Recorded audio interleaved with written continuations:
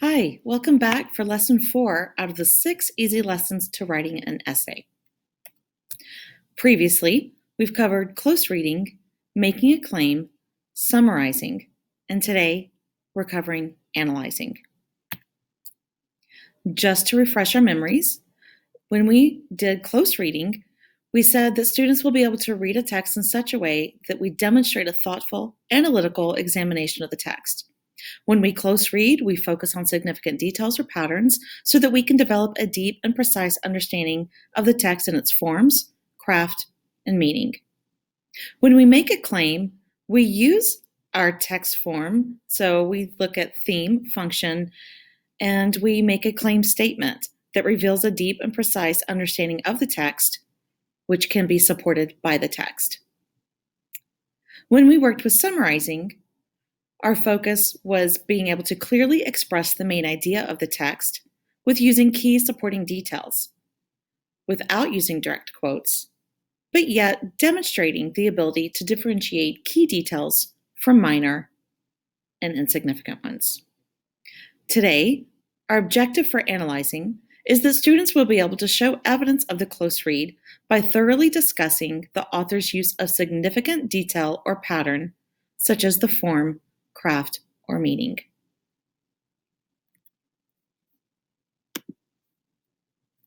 Again, we're focusing on showing evidence of the close read by thoroughly discussing the author's use of significant detail or pattern, such as the form, craft, or meaning. When we're ready for this analysis step, we need to review our annotations and our claim statement, because here is where we begin the deep dive into the text. This is the step where we clearly show our thinking to our readers, and this is where we need to pull in evidence. So bear with me as we back up quite a few slides to look at the annotations.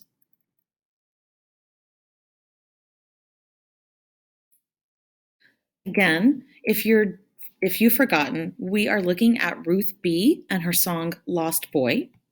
And we're looking specifically at the diction because that's what jumped out at me as I was listening to the song. So I noticed that she said alone, nowhere, no place. So she said only, and that sometimes he would go away too.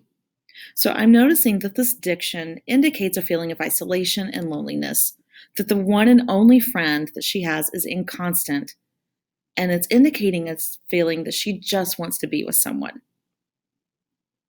And then a shadow, an idea of someone, came to her with the sweetest smile, and that he promises she'll never be lonely. So even though he's a shadow, and shadows are typically not a positive idea because they're inconstant themselves, this shadow promises the double negative never and lonely, but those two negatives make the positive. And with that, she became a lost boy from Neverland. So again, if we were looking at the words lost and never, we would think those are negative. But used in this sense, she enjoys being the lost boy from Neverland because she's hanging out with friends. And even though they're bored, they're playing in the woods. And they're escaping reality. And they finally found a home, and they're finally free from the feeling of isolation and despair. When we look at the claim, we're pulling all of that together, and we're trying to determine exactly what it is the author is trying to convey.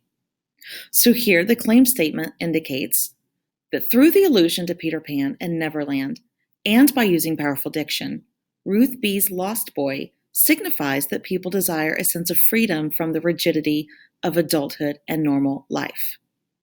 Our task now is to write our analysis in such a way that we use the text to support that people desire to be free and that we desire to not have the rigidity of adulthood.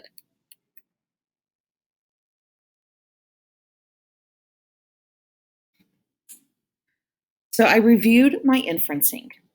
I've reviewed my claim, and I noticed the repeat of loneliness and isolation. I also noticed a recurrence of hope, and I saw a connection to the idea of escape. Then I asked myself what the text says. So I looked back at those annotations. And I saw lost boy, only, never. And I noticed the tone of the text is brighter when Peter Pan enters. And so then I thought of the interconnectedness. I connected the annotations and the tone and the specific diction, and I see that they do, in fact, support the original claim that people desire a sense of freedom from the rigidity of adulthood and normal life. I also reviewed the patterns that I noticed. So I noticed, again, there were a lot of negative dictions, but likewise, I noticed there were a lot of positive connotations as well. So I realized the diction before meeting Peter Pan is negative. I noticed the tone shifted from sad to happy after meeting Peter Pan and going to Neverland. I identified the main theme, and I see that it is connected to hope and a feeling of being wanted. I noticed that the song repeats the positive tones in the chorus and leaves the negative parts in isolation. This mirrors the feeling of isolation by the speaker at the onset of the song. And then I noticed that the connection to nature and the man in the moon, and even how he leaves the speaker from time to time, whereas a shadow is what's constant. So this is how I drafted my analysis. I'll read it through with you, and then I'll walk you through my thought process.